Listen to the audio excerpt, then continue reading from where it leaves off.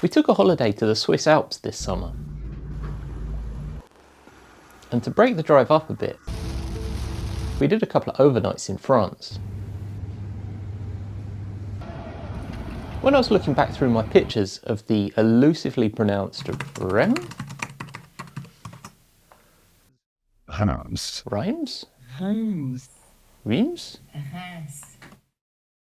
Rhyme?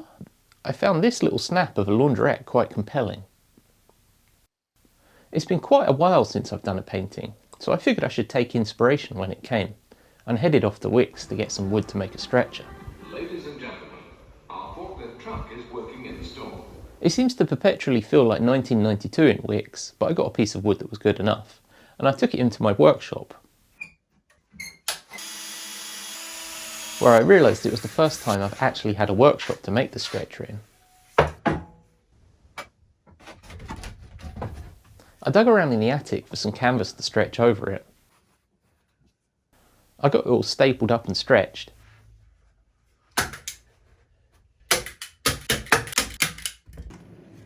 Picked out a soft pencil and got sketching.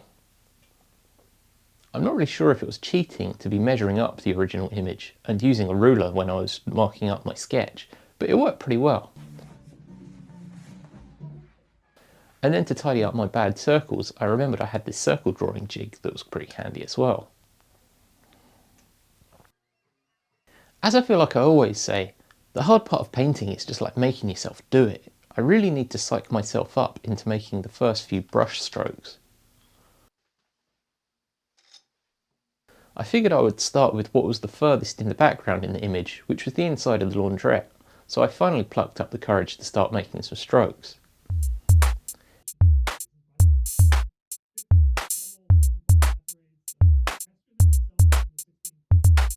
When it was done, it came out too dark, so I had to go over it again, but I had a bit more momentum this time and I got the washing machines painted as well. I wondered if I'd kind of spoiled painting the focal point of the picture right at the beginning of the painting, but I pressed on anyway. Of course, I would pick an image with washing machine in it for my painting. I guess I was kind of inspired by this great piece of artwork I bought from Rachel Hillis, a fantastic illustrator. I just loved the combination of a launderette and an ice cream shop.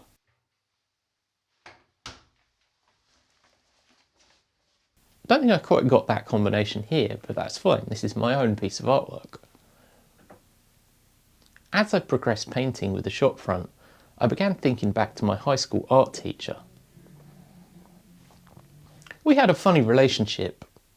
I hadn't really thought much about art as a vocation before I went to high school, and when it was broken out into a separate subject, I ended up being totally intimidated by my new art teacher. I think she knew that kids coming into high school would look at art class and think of it as just an excuse to mess around. She had the loudest shout in the school, and she would just yell at the class for not taking it seriously, which absolutely terrified me.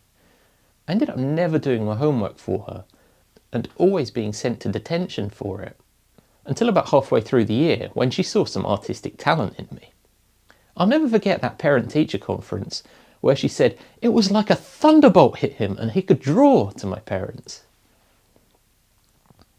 From there on out we had a sort of topsy-turvy, productive, unproductive relationship. One thing I definitely remember learning from her was the principle to avoid drawing pictures of things that are man-made rather than natural, because they're so much harder to draw and get accurate. Have you ever tried drawing a wine bottle? It's like impossible still, even as an adult.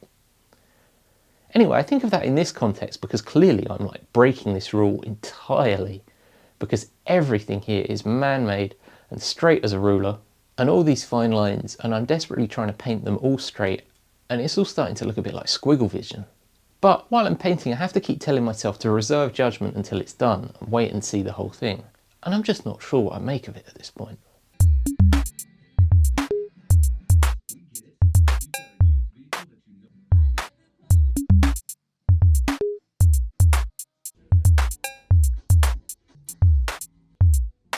It took me an hour to paint this little upstairs sash window, which just seemed like complete insanity to me. but it seemed like it was going in the right direction.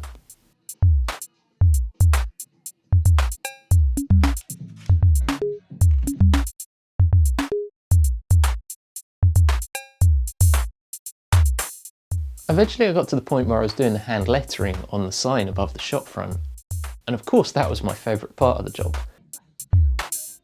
This was so satisfying, I really enjoyed doing this.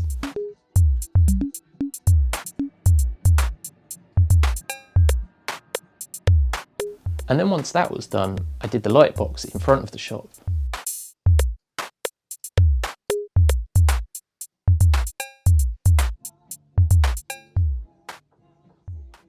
I could tell at this point that I was avoiding painting the car because I didn't really know how I was going to do it. A couple of days later, again I found some courage to do it, and it ended up going alright. It turned out very differently to how I imagined it, but not in a bad way. It kind of works, it kind of makes sense, it looks like it's meant to, which is really good. It looks quite painterly, which seems like a stupid thing to say in this context.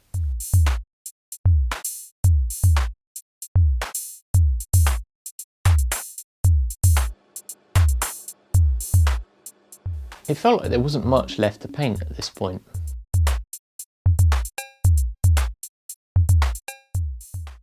I did the pipes and cables that were running down the side of the shop. Of course I have a bit of a history with drawing pictures of complicated pipes and cables as well. And then pretty much the last thing to do was to paint the road in the foreground.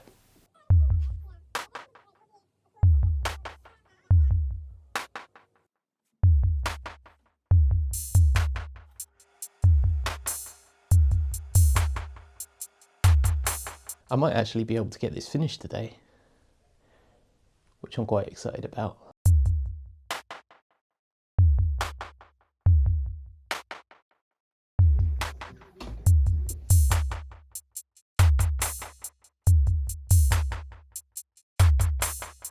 It took about 3 weeks, doing a couple of hours here and a couple of hours there, but it was finally finished.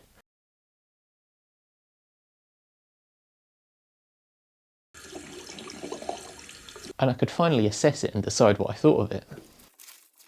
To be honest, now it's done, I'm kind of sick of looking at it. And I also think it looks better in person than it does through a camera lens, which seems ridiculous that I'm bothering making a video about it. But I definitely enjoyed myself painting it. And it was a very welcome distraction from some other projects I'm working on that definitely aren't going as well. Am I going to put it up on the wall? I don't know yet. Didn't really want to put these ones up on the wall, but I really like them now that they're up, so maybe I'll have a change of heart in a couple of months.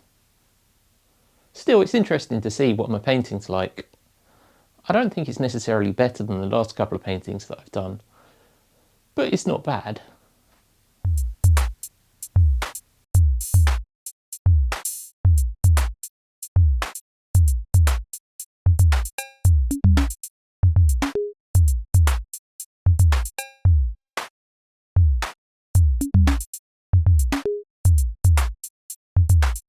Thank you for watching along with me.